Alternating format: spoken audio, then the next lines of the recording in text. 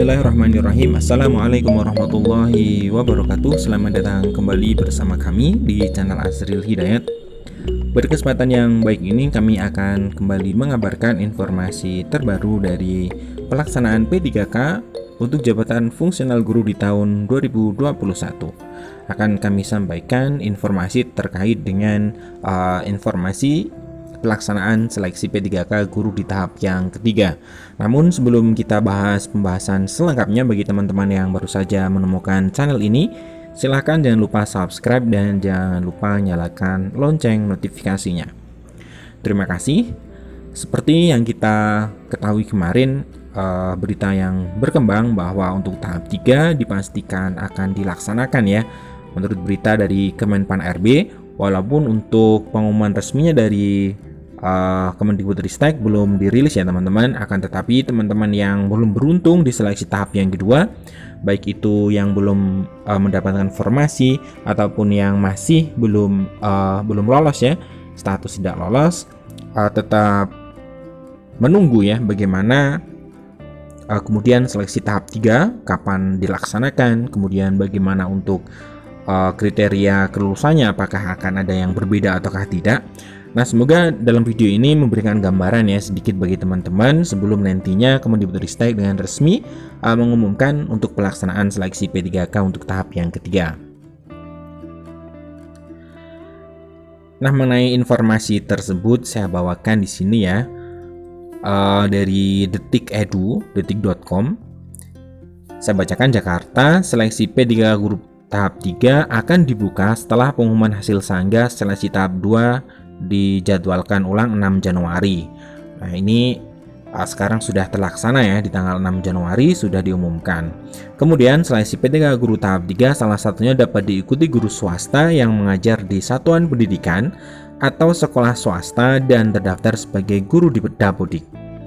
Sesdirjen, Sekretaris Direktorat Jenderal Guru dan Tenaga Kependidikan Kementerian Pendidikan, Kebudayaan, Riset, dan Teknologi Bu Nunuk sebelumnya mengatakan seleksi P3K guru tahap 3 dapat diikuti oleh seluruh peserta yang belum lolos di tahap yang kedua. Nah, untuk ujian tahap 2 itu sudah terbuka tahap 3 sudah terbuka kompetisinya. Jadi di tahap 2 itu terbuka kompetisinya bagi guru swasta, non-induk, kemudian lulusan PBG. Nah, seperti yang diinformasikan oleh Bu Nunuk Suryani ya dalam acara Silaturahmi Merdeka Belajar. Nah, Bu Nunuk menambahkan mekanisme seleksi tahap 3 itu sama dengan sebelumnya. Namun pada tahap ketiga ini peserta dapat memilih kembali formasi P3K guru di seluruh wilayah Indonesia. Jadi 4 kategori yang bisa melamar itu nantinya memilih kembali formasi. Baik yang sudah PG ataupun yang belum passing grade itu memilih kembali formasi di tahap yang ketiga. Namun di sini bisa dalam skala nasional memilih formasi di daerah manapun, walaupun beda provinsi, beda kabupaten, itu diperbolehkan. Nah, kemudian ada di tahap 3 itu namanya pemenuhan formasi ya. Peserta seleksi P3K guru tahap 3 dapat melakukan pemilihan formasi ulang melalui SSC-ASN BKN dengan formasi di sekolah yang masih tersedia.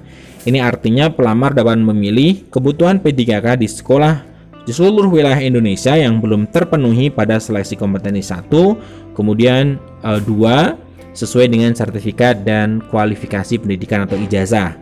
Nah, untuk pemenuhan formasi P3K guru, pelamar yang tidak lulus seleksi kompetensi 3 nanti akan mengisi formasi yang belum terpenuhi dengan ketentuan sebagai berikut.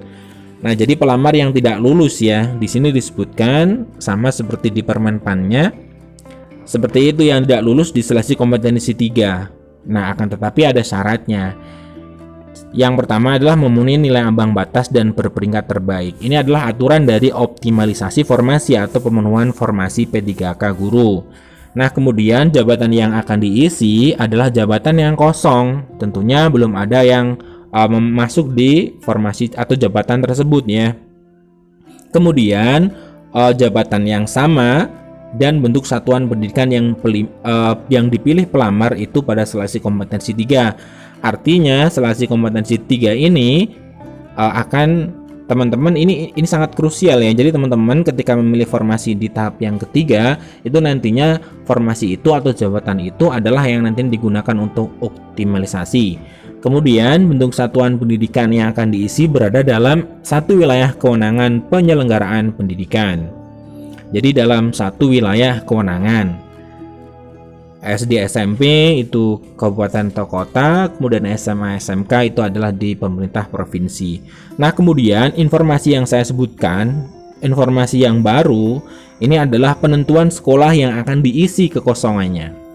Jadi kriterianya seperti apa? Penentuan sekolah yang nantinya akan dilakukan optimalisasi bagi guru-guru yang tidak lolos di seleksi kompetensi 3. Nah, yang pertama adalah sekolahnya peringkat mutu satuan pendidikan. Kemudian jarak dengan sekolah yang dipilih pelamar pada seleksi P3 guru tahap 3. Jadi ketika teman-teman melamar di seleksi kompetensi tahap yang ketiga dan tidak lolos tetapi PG dan berperingkat terbaik, maka teman-teman nantinya akan dioptimalisasikan di sekolah yang jaraknya tidak terlalu jauh ya dari sekolah yang teman-teman lamar. Kemudian ketentuan lain yang ditetapkan oleh panitia penyelenggara seleksi berdasarkan peta kebutuhan guru. Jadi peserta yang berhak mengikuti seleksi P3 tahap 3, jadi ada 4 tadi ya. Kemudian dengan ketentuan tadi ya tambahan ya, yang ini belum pernah saya sampaikan bahwa penentuan sekolah yang akan diisi kekosongannya atau optimalisasi formasi adalah berdasarkan peringkat mutu satuan pendidikan, kemudian jarak dengan sekolah yang dipilih pelamar pada seleksi kompetensi 3, dan juga ketentuan lain berdasarkan peta kebutuhan guru. Nah, jadi bersiap teman-teman yang belum beruntung ya, saya katakan belum beruntung, belum mendapatkan informasi di tahap yang kedua, ataupun yang belum beruntung juga karena belum bisa passing grade, belum bisa lolos di seleksi kompetensi 1 dan 2, persiapkan untuk melamar di seleksi kompetensi ketiga yang nanti untuk jadwalnya insya Allah kami akan sampaikan juga melalui kanal YouTube ini. Terima kasih, semoga ini bermanfaat. Kami akhiri. Assalamualaikum warahmatullahi wabarakatuh.